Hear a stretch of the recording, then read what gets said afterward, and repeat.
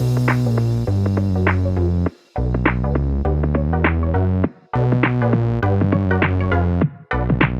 welcome everybody to another episode of Chris and Dave's Reality TV Cast. I'm one of your hosts, Chris, and my co-host, our very good friend, is Dave. Hey there, Chris, and hello to our listeners out there. Welcome to Chris and Dave's Reality TV Cast. We are covering Married at First Sight Australia, Season 10, Episode 7. Now, Chris, you know the bad thing about this? So, on Sunday, we had our surprise episode, and we were like, motherfucker, fuck my life. You know, there's going to be 5 episodes. I don't think it is. The bad news is, I think we've only got one more episode this week, and we have to wait until next week. But for today, where would you like to start? Well, Dave, we'll just start with the first couple who, and we'll talk about the whole journey in this episode. So we've got Jesse and Claire. So the couples get put into these apartments. Again, a lot of the smallest apartments you've ever seen in your life. But, you know, they do put them together. So this is going to test anybody's relationship because they don't look like there's any space for them to sort of breathe as a couple.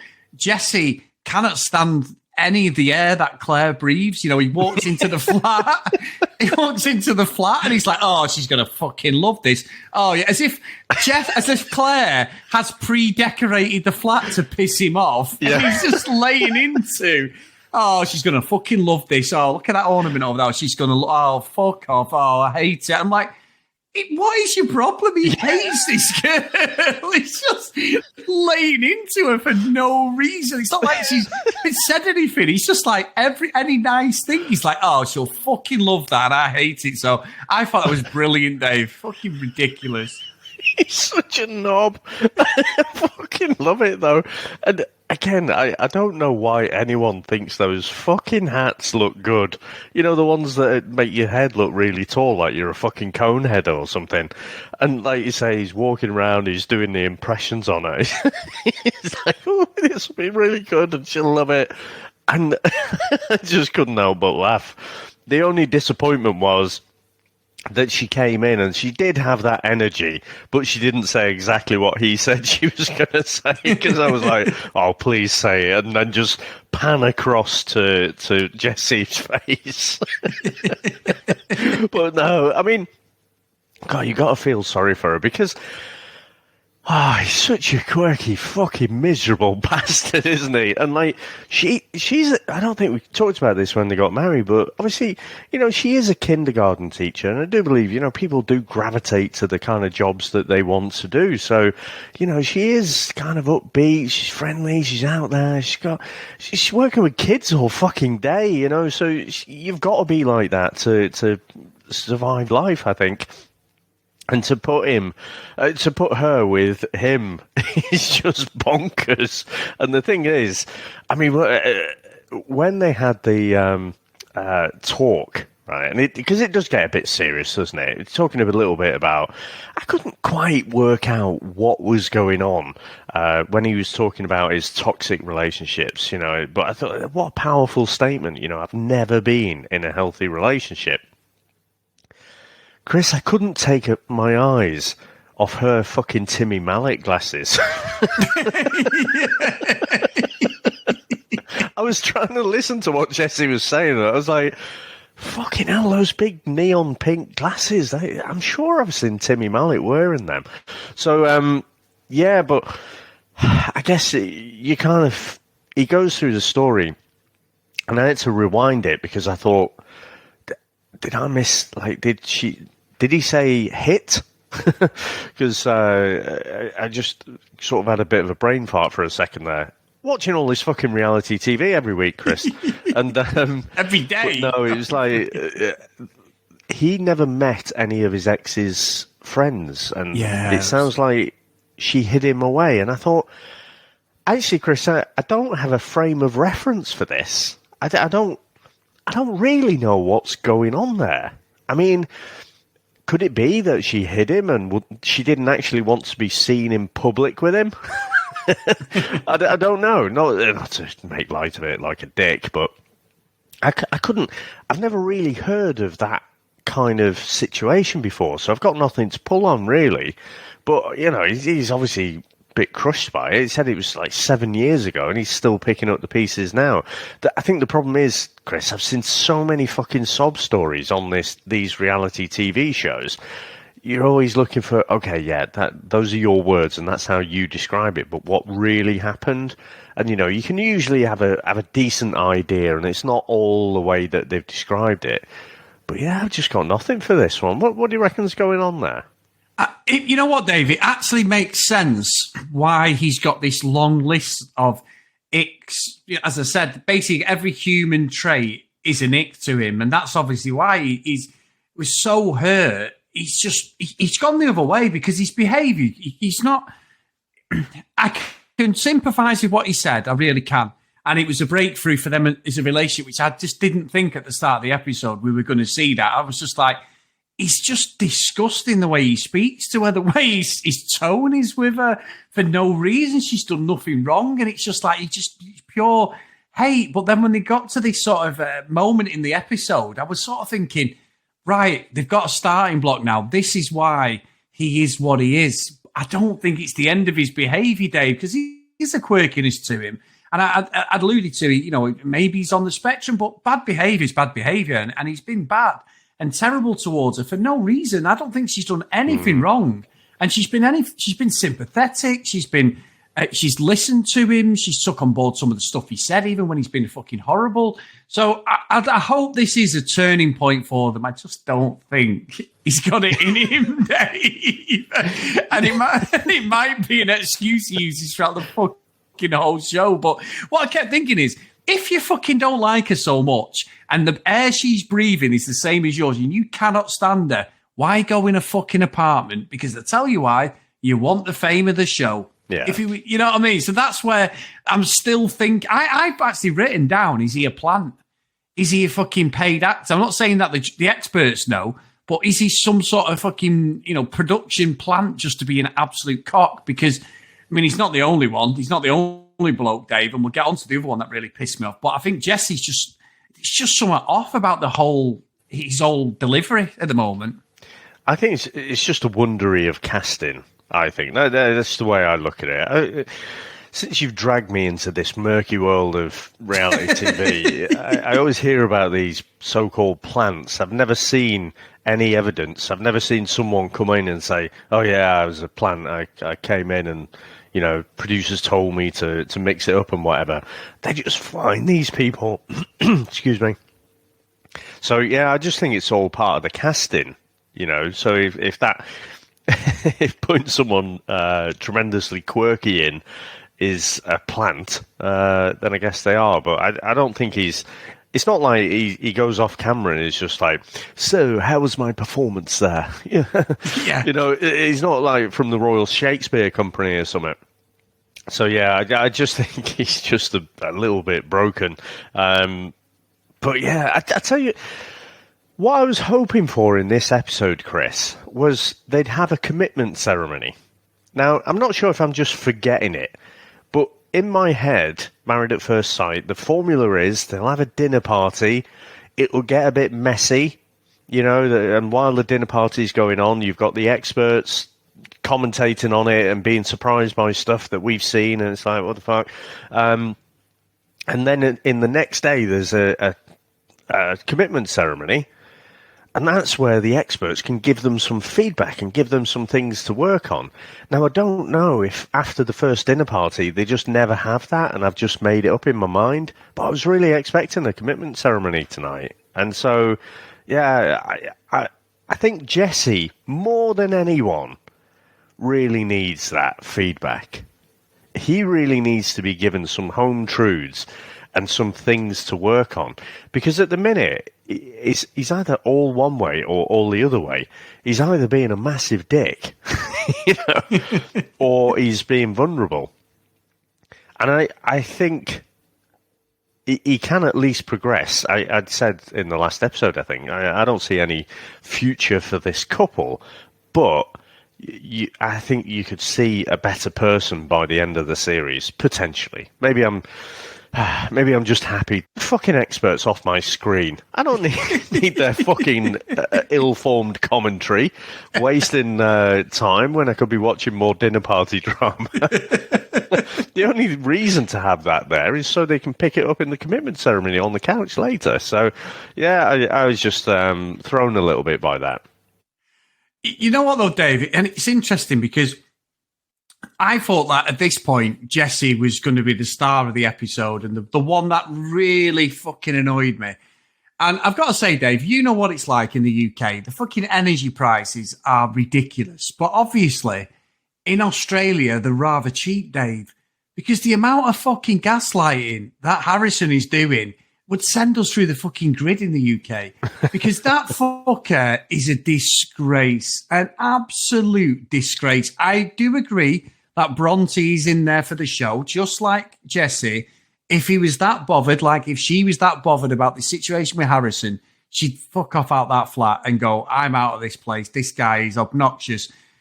She's in there for her own gains, without a doubt. Definitely wants the career. I can clearly see that. However, Harrison is horrible. The dialogue, he can turn anything round onto Bronte, and he doesn't He's good at it, isn't he? Oh, Dave, that is... You know, and I'd seen this on Twitter, actually. To be fair, I nicked that gaslighting joke, which was pretty shit anyway, but I nicked that from someone on Twitter. But someone actually sort of credit them and then shits on them in the second shits on them. Well, I didn't get the laugh out. If I got the laugh out of it, I'd have said it was one of my own material, but it wasn't. But anyway, but then it was the things people were saying. Like I saw a few tweets in a roundabout way saying, gaslighting gets used an awful lot on these TV shows, but this is what gaslighting is about.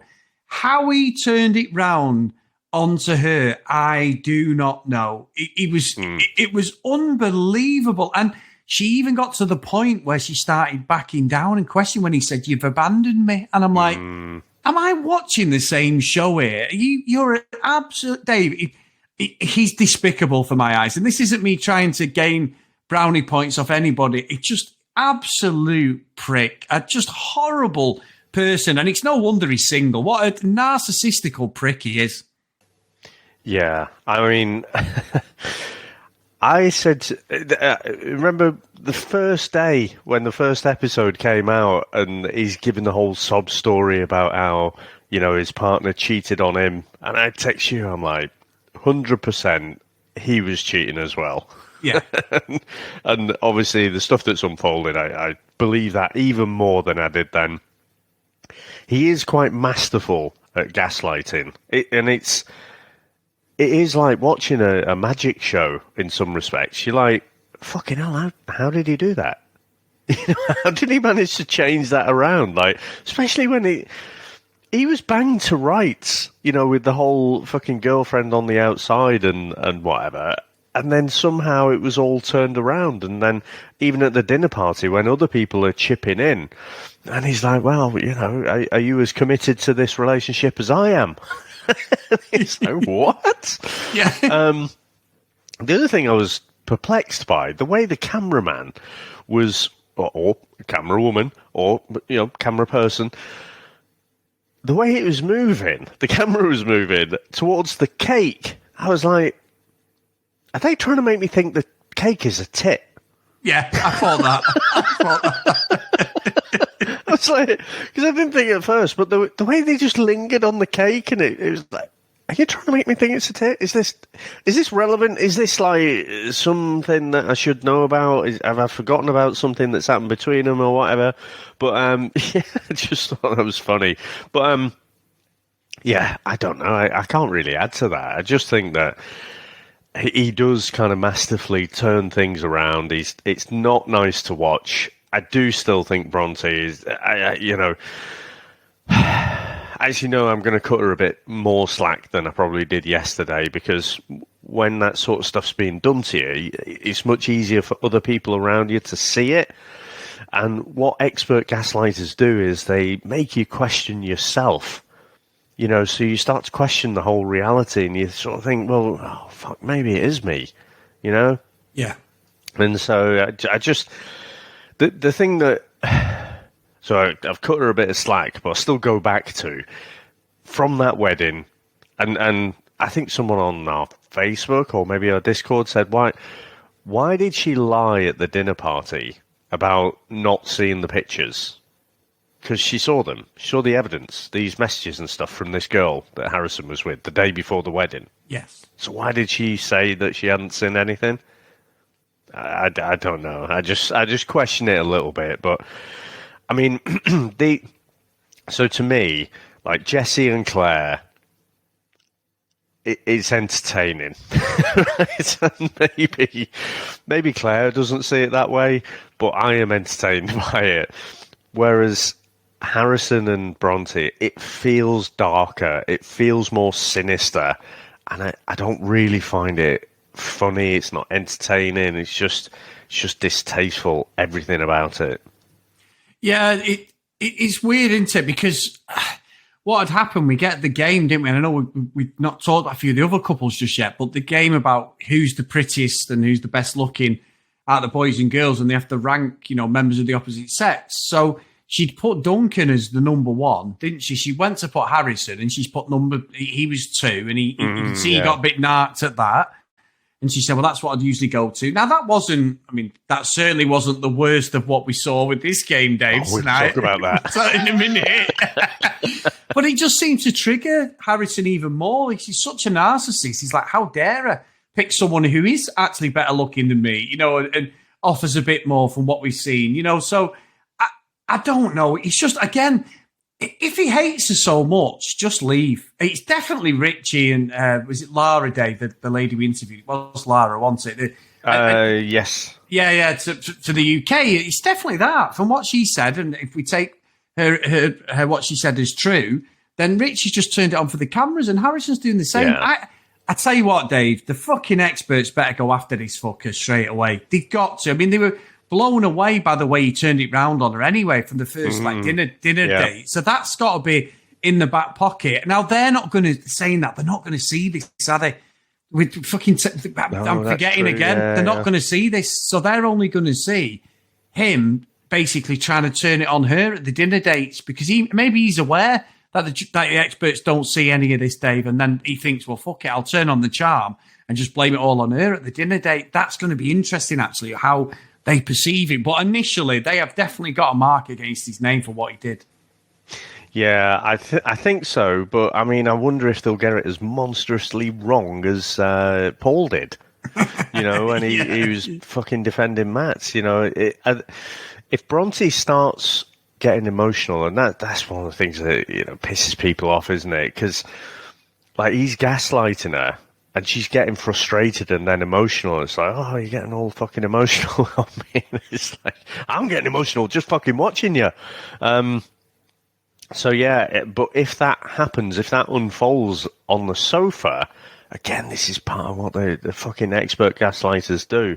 They'll, come across to everyone else, to the outside world, as this calm, exterior and well, surely it is the one who's getting all emotional, who's kind of crazy, Chris. And that's my fear really, is that the experts, because they're not seeing all this stuff, they might end up taking Harrison's side. Yeah, I think so, Dave. It's just as we're talking out loud again, fucking hell. But moving on from them, Dave. So this is where you do reality TV correct for me. This is the best episode I've seen in Maths this season because we got all these things to talk about. I'm sat there making notes and blah, and I'm like, right, we're having Harrison. He's the one we're going to have. Then it's like, obviously Jesse's in the background, and then up steps Shannon. Who, Jesus Christ. Fucking,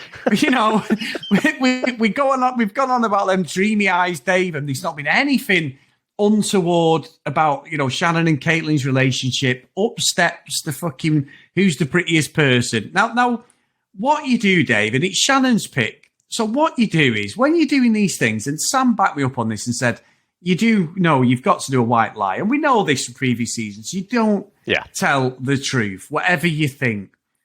Oh no, Shannon, he's got a fucking massive chalkboard out and fucking diagrams. He's like a football manager. He's been on YouTube. He's been checking all the measurements of everyone. straight away, Melinda, and you can see like Caitlin like, oh, right. Well, she's the sort of girl I'd like to take to my mates. And he's a cockney again, Dave. You know, I show to my mates. Jason Statham. Jason Statham. He really would like to take her to my mates. But then he's like, he's looking again, and it's all superficial, because then he goes Claire at number 2. Then he's got Bronte and Taya, Tanya, what she's called, at like 3 and 4. And I'm like, oh, where's this going? And then there's a massive gap, and you're thinking, Caitlin's going right in the middle, and she even says it. And he's really spending far too much time on this, isn't he? Far too much time. It's like, oh, mate, the more you speak, the worse this is getting. You've really, really let the team down. And she's saying, like, the red flags are all over. And then it fucking moves her. Goes, well, I've got to be honest.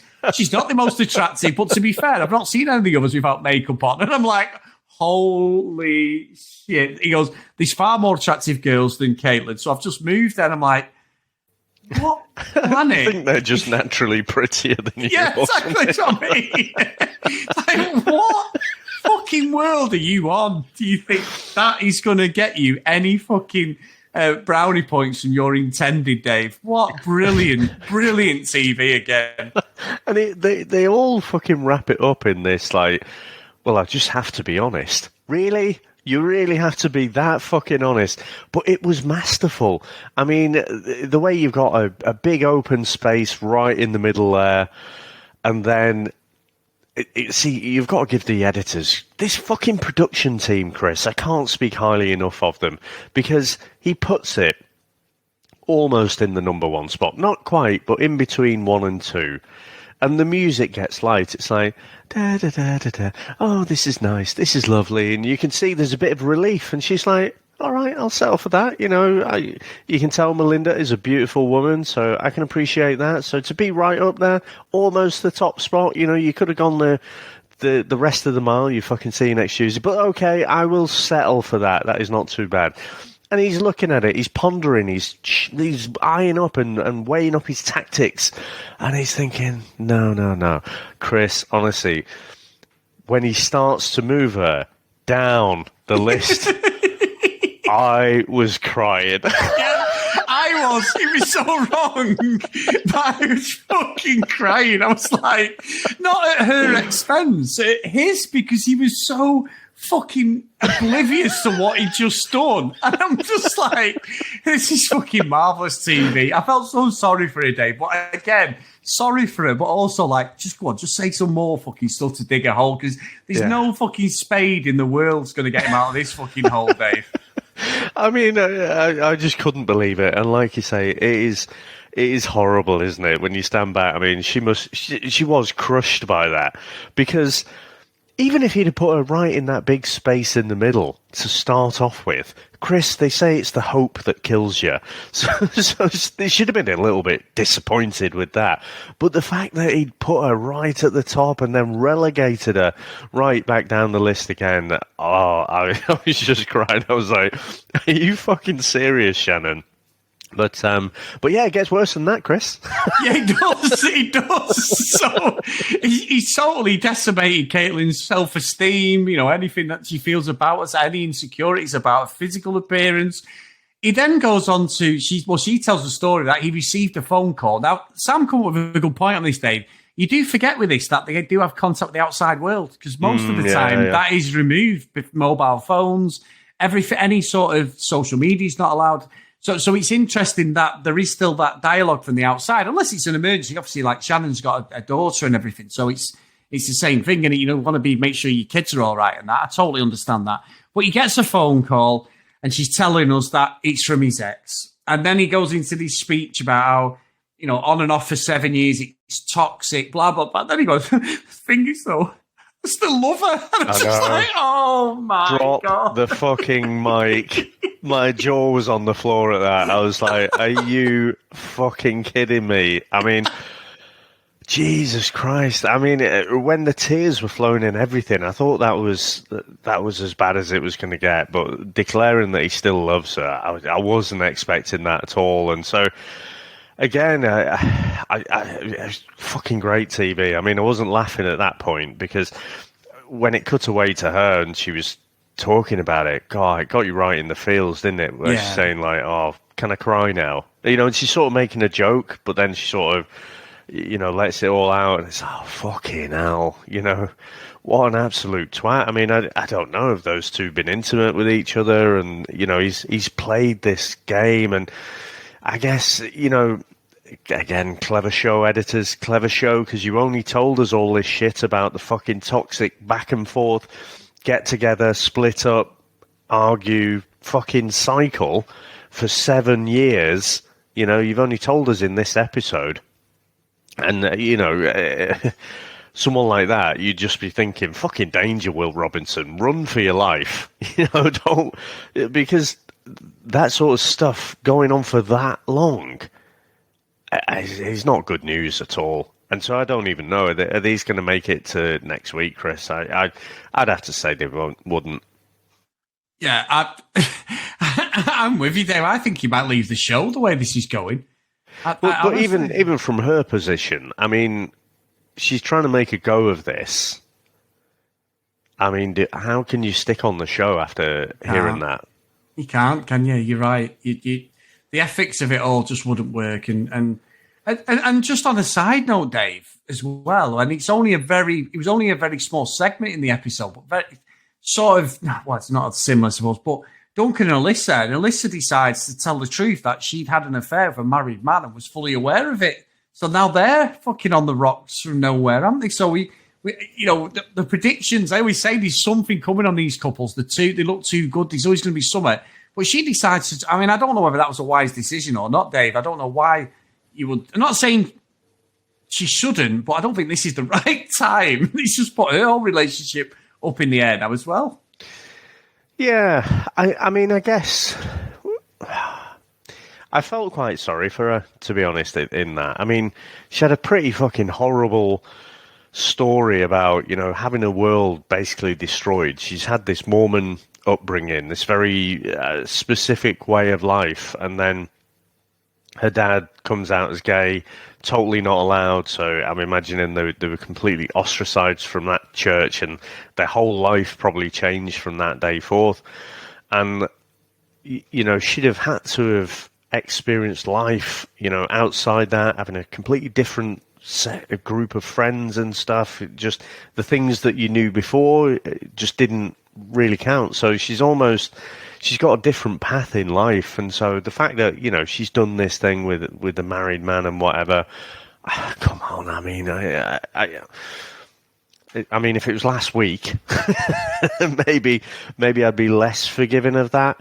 But I just feel like because of her background and stuff, and then she's come into a completely new world. Chris, I mean, we're in Australia. I'm not saying she's bad boy Bubby, but, Fucking hell. Bad boy Bubby was getting it on all over the place, wasn't he, when he got released from his way of life. Let's not talk about mother relationships, by the way. That is a movie. Fucking hell. I don't know if anyone knows what the fuck we're talking about. Maybe some of the Aussies will. But, so I thought it was like a brave thing. Like you say, she could have just fucking made something up, couldn't she? What was it in Book of Mormon? He ate a snack and he has a spooky Mormon hell dream. And she could have just made some shit up like that. But no, she talked about this thing that is absolutely does not put her in a good light. Chris, the classics are like interview questions. What is your worst trait? And it's like, I work too hard. Fuck off. She could have done something like that, some kind of humble brag, which sounds like, it's a negative trait, but it's not really. No, this is going to make her look worse in his eyes, potentially, and sprout difficult conversations about it, and I'm not sure, time will tell whether that will come back, because I thought the way he handled it was great. He didn't just sort of brush it off without thinking and say, yeah, it's all right. You're in this relationship now.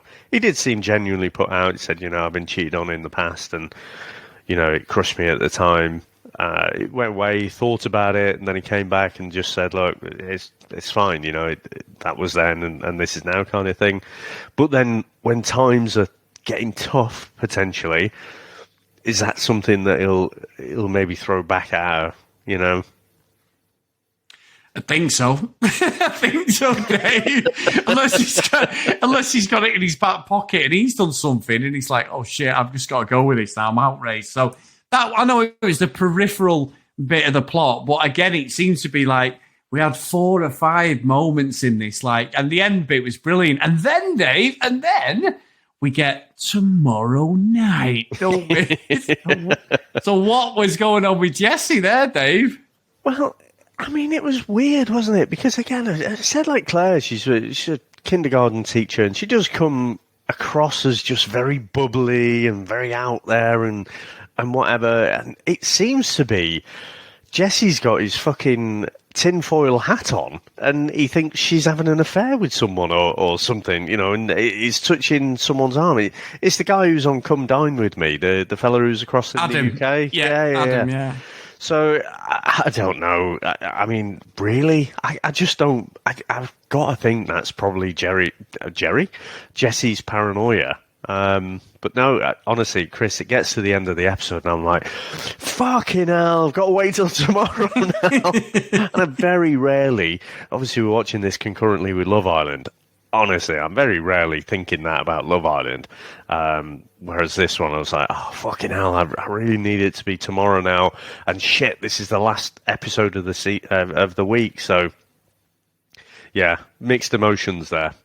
Brilliant, though, Dave. What a way to just reel you in. The last one of the week, and the same. Me and Sam were like, no, well, we need tomorrow's episode. Yeah. This, for me, is just how to do reality TV. Well, how I want reality TV. Just a shit show of contradictions, of mess, of just loads of things we can talk about. But I'll tell you what, Dave, I will have my fucking beady eye on them experts when we see them again. They better bring the heat to some of these fuckers and hold them accountable. I'm hoping the producers give them a little bit of a nudge in the right direction, because some of the shit going on already has just been gold, and we're only on episode 7. I mean... Episode 7.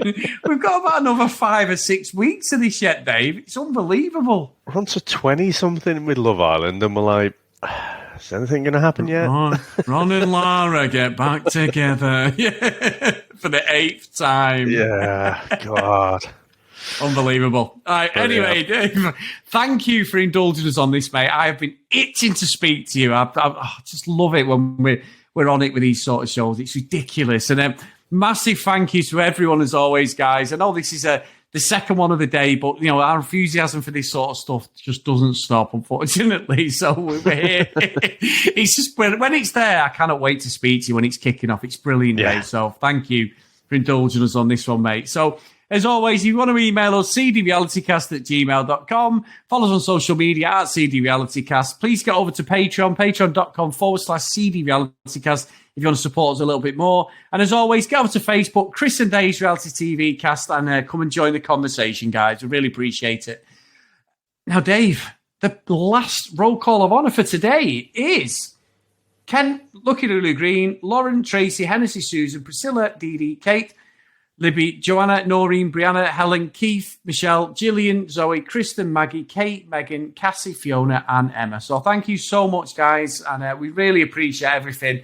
It's going great, whether you watch Love Island or you watch Maths, or some people don't watch either of them and just listen to us two talk absolute nonsense, Dave. I do have to say, and we'll speak about this probably tomorrow, our impressions are getting worse by the day. They are. Fucking terrible. Yeah, brilliant. They're pretty terrible. But I mean, the thing is that, yeah, like you say, this is the way to do reality TV. I mean, it's just the best thing on TV, isn't it? I mean, bar nothing. Yeah, brilliant.